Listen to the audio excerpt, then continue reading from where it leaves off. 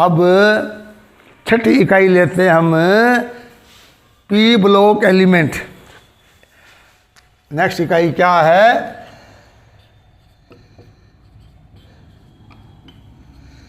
P block element.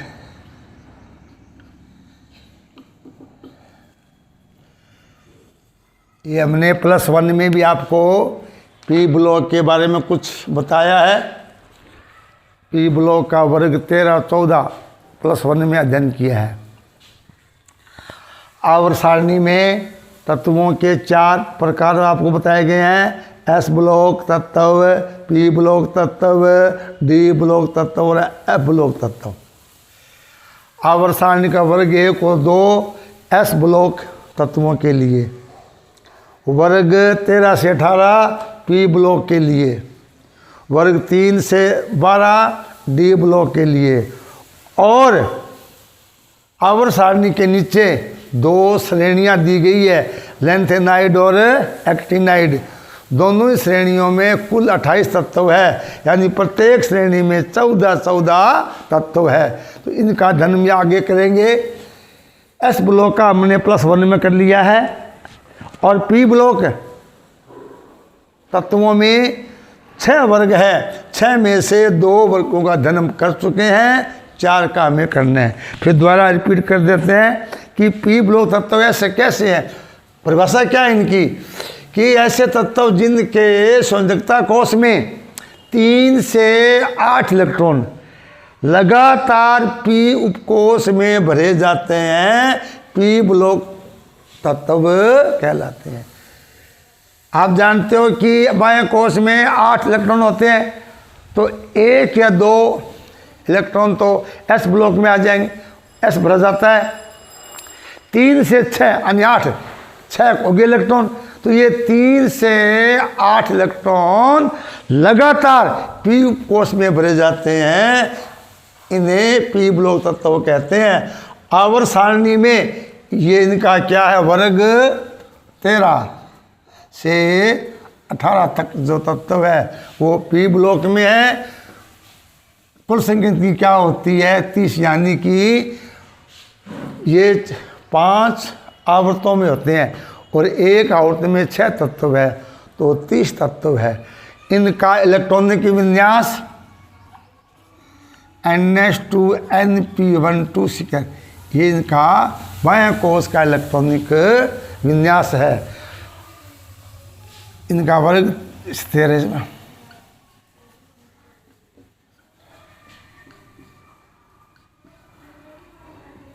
ये है। अब इनमें तत्व या आवर्त नंबर 2, दूसरे में बोरॉन या carbon, nitrogen, oxygen, fluorine, neon. तीसरा आवर्त Al, Si, Pe, S, Cl, Ar। चौथा आवर्त gallium, Ga, germanium, arsenic, selenium, bromine, krypton. 5वें आवर्त में इंडियम, CSIGE, जर्मेनियम और यहाँ क्या आएगा, SB, यहाँ क्या आएगा, इंडियम। बाद में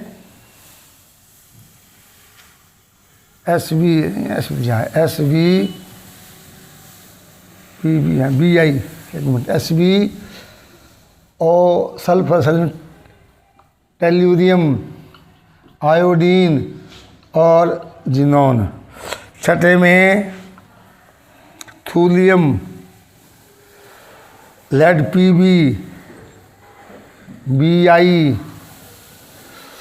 PO radioactive, astatine radioactive और जिनोन रेंडोन। यहाँ कौन सा, यहाँ आ गया बिस्मिथ। तो ये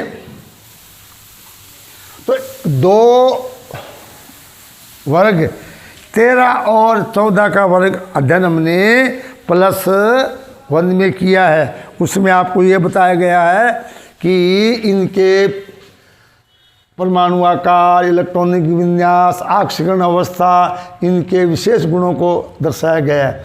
अब इनमें ये बताया एक तत्व का अगर परमाणु क्रमांक याद है, सभी का क्रमांक लिख सकते हैं। कैसे? देखिए, बोरोन का 5 होता है। अब यहाँ से संख्या बढ़ा दो, 6, इस प्रकार। यहाँ दूसरे इसमें अंतर होता है 8 तत्वों का, तो 8, 5, 13। इस प्रकार ये क्रमांक लिखने का तरीका है। अगर भूल जाए तो आदमी लिख सकता है। तीसरे और चौथे में अंतर होता है 18 तत्वों। यहाँ आ जाएगा 31। क्या आ जाएगा? 31। इस प्रकार 36। यहाँ भी 18 का अंतर, 49, 50,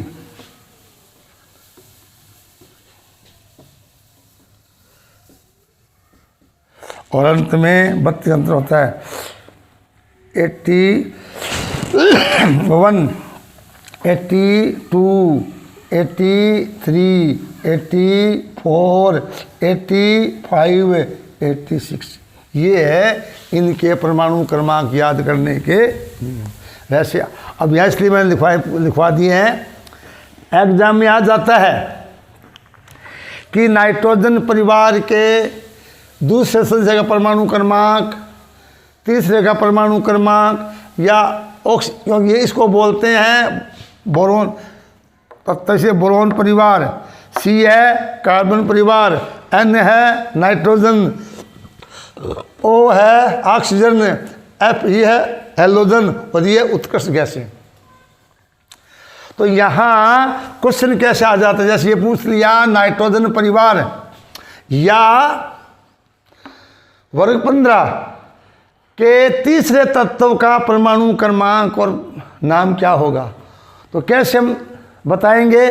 कि आपको पता है कि प्रथम तत्व का N है, तो N का परमाणु क्रमांक क्या है? 7 है, और दूसरे के बीच में अंतर है 8 का, तो 7 + 8, तीसरे में 18, तो जोड़ लीजिए कि क्या हो जाएगा?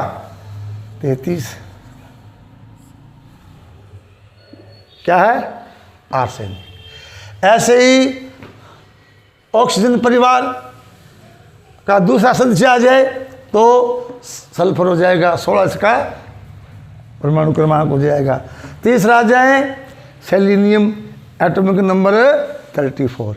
तो ये इस प्रकार ये बात भी पूछ लेते हैं कि तो ये 2 वर्ग +1 में से इन 4 वर्गों में किसी भी वर्ग का कोई भी तत्व हो, उसका परमाणु क्रमांक आपको पूछा जा सकता है। बशर्ते हमें पहले तत्व के परमाणु क्रमांक याद होने चाहिए।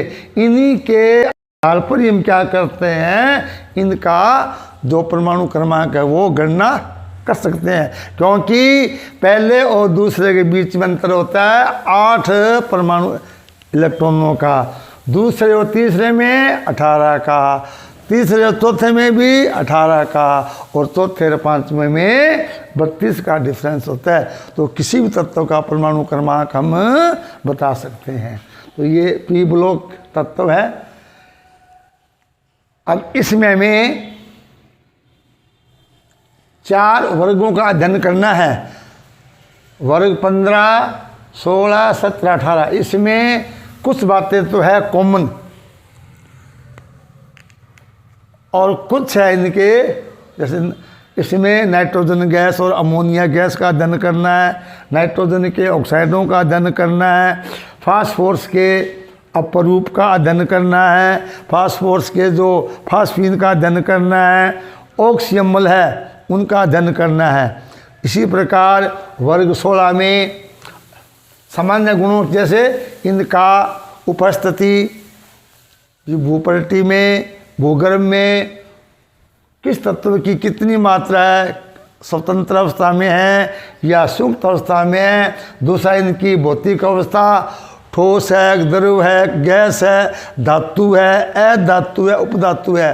परमाणु आकार, इनका इलेक्ट्रॉनिक विन्यास, इनका आयनन विभव, इनकी इलेक्ट्रॉन बंधुता, विद्युत ऋणता और इनकी ऑक्सीकरण अवस्था। ये तो है ऑक्साइड, हैलाइड और हाइड्राइड, यानी कि 10-11 गुण तो क्या इनके कॉमन है। अंतर केवल कम या ज़्यादा, ये इतना कम है, ये बातें आ सकती है। इसके अलावा व्यक्तिगत जो उदाहरण है वो अलग अलग है। ऐसे इनमें फास्फोरस, सल्फर और क्लोरीन तीनों के हमें ऑक्सीमल करने हैं, तो एक का ऑक्सीमल आ जाता है। इन तीनों के ऑक्सीमल 4-4, उनके सूत्र, उनके क्षारकता वो बतानी होती है। उसके बाद में यहाँ ऑक्सीजन है, ओजोन गैस है, सल्फ्यूरिक अम्ल का औद्योगिक उत्पादन है। वर्ग 17 में इसको क्या कहते हैं, हैलोजन, यानी इसका नाम क्या दिया गया है, हैलोजन परिवार, क्योंकि ये समुद्री लवणों का निर्माण करते हैं। हैलो मीन्स समुद्री, जिदोन मीन्स साल्ट, लवण, यानी समुद्री लवणों का निर्माण करते हैं, नाम दिया हैलोजन। ये सभी रंगीन होते हैं।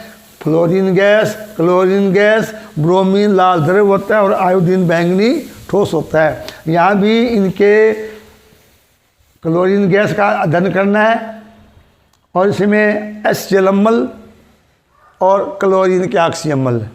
अंतिम 18वां वर्ग गैस, उत्कृष्ट गैसों का। इसमें इनके सामान्य गुणों के अलावा केवल जिनोन के यौगिकों का अध्ययन किया गया है। XCF2, XCF4, XCF6 ये इसके यौगिक है, उनका अध्ययन है। ये है पी ब्लॉक का, जिसका हम आगे कल शुरू करेंगे। आज मैंने सामान्य जानकारी दे दी, बुक है तो पढ़ लेंगे। कल मैं शुरू कराऊंगा आपको नाइट्रोजन परिवार। Thank you.